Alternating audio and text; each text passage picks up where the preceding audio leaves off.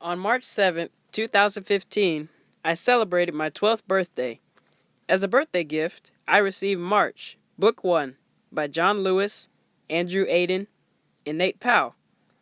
March is a first-hand account of Congressman John Lewis's lifelong struggle for civil and human rights. Book 1 chronicles Congressman Lewis's youth in rural Alabama and his life-changing meeting with Dr. King. As I began to read March, it sparked a burning desire to learn more about the civil rights movement. Ironically, March 7, 2015 was the 50th anniversary of the 1965 Selma to Montgomery Voting Rights March. This is where my journey begins.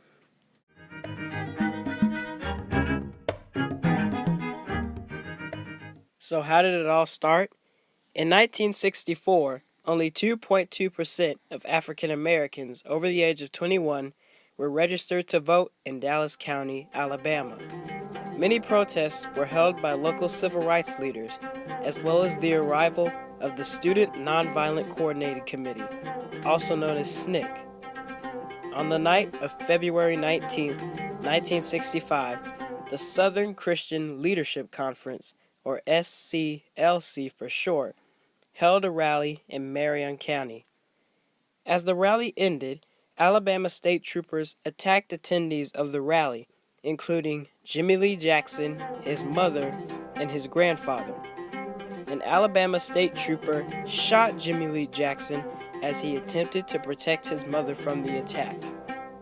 On February 25th, Jackson died from the wounds inflicted at the Good Samaritan Hospital in Selma, Alabama.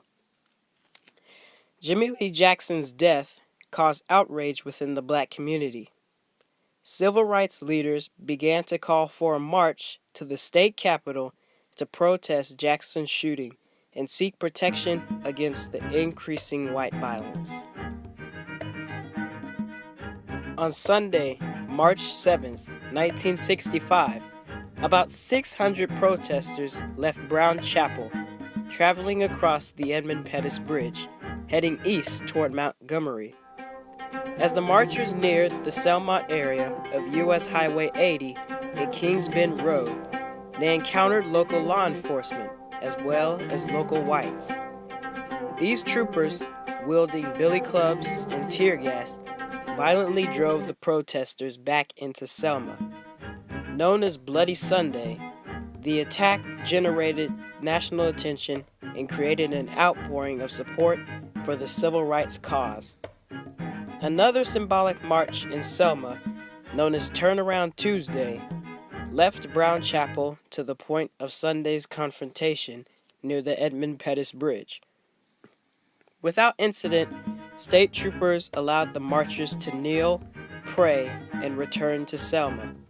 However, Unitarian minister and march participant James Reed was struck on the head and killed on the night of March 9th. U.S. District Court Judge Frank M. Johnson ordered state and federal law enforcement protection for the marchers as organizers prepared for the 54-mile, 5-day march to begin on Sunday, March 21st. President Johnson federalized Alabama National Guard and assigned FBI, federal marshals, and regular Army troops to protect the marchers. In the early afternoon of March 21st, more than 4,000 participants left Brown Chapel.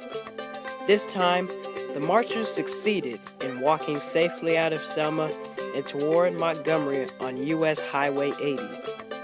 On March 25th, 1965, 25,000 marchers gathered at the Capitol for the rally where Dr. Martin Luther King Jr.'s powerful speech, "How Long, Not Long," was delivered. I know you're asking today, how long will it take? Somebody's asking, how long will prejudice blind the visions of men? I come to say to you this afternoon, however difficult the moment, yes, sir, however frustrating the hour, it will not be long, because truth crushed earth will rise again. Yes, sir. Yes, sir. Because no lie can live forever. Yes, sir. How long? Not long. How long? Because you shall reap what you sow.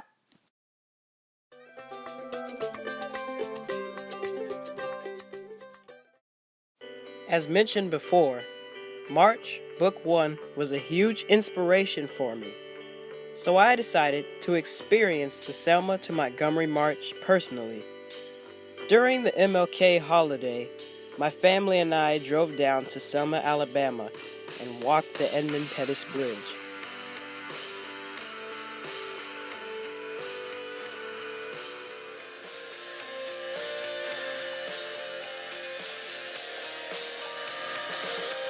As I walked across the Edmund Pettus Bridge, I felt like I had just stepped back in time.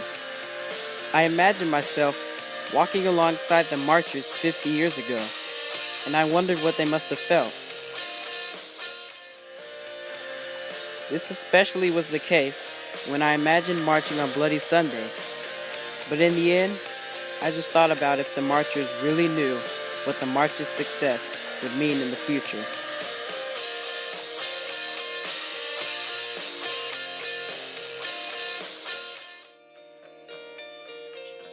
We also got the chance to visit the Brown Chapel AME Church.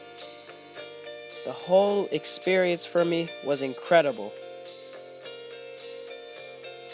I felt overwhelmed with great pride to see how far we've come.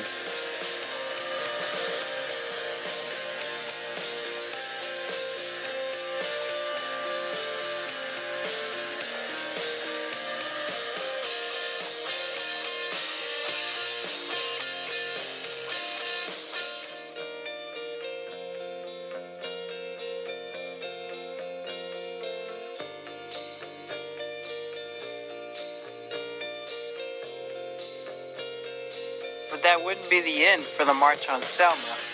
In fact, the Selma to Montgomery March still lives on today.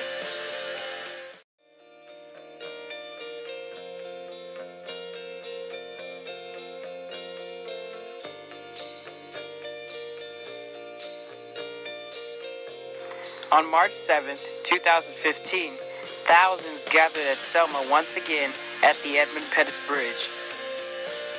The First family also attended the rally as well.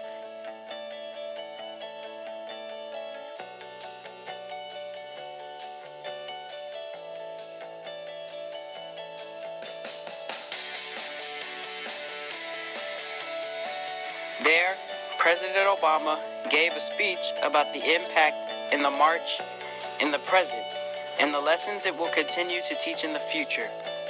He spoke about how the march was a great example of what America is supposed to be and that there is still work to be done. The Selma March also impacted our present in Hollywood. The 2015 hit motion picture, Selma, put the march in the spotlight and also opened up the conversation of voting rights for all. If Selma taught us anything, it's that our work is never done.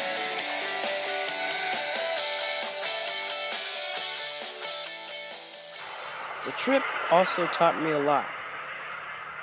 The Selma to Montgomery March was an encounter between protesters wanting equal rights and those who oppose this ideal. This encounter would be a huge stepping stone leading up to the Voting Rights Act of 1965. The signing of the act would also bring on an exchange of ideas about civil rights for all people. This exchange would bring a better and brighter future for America and the world.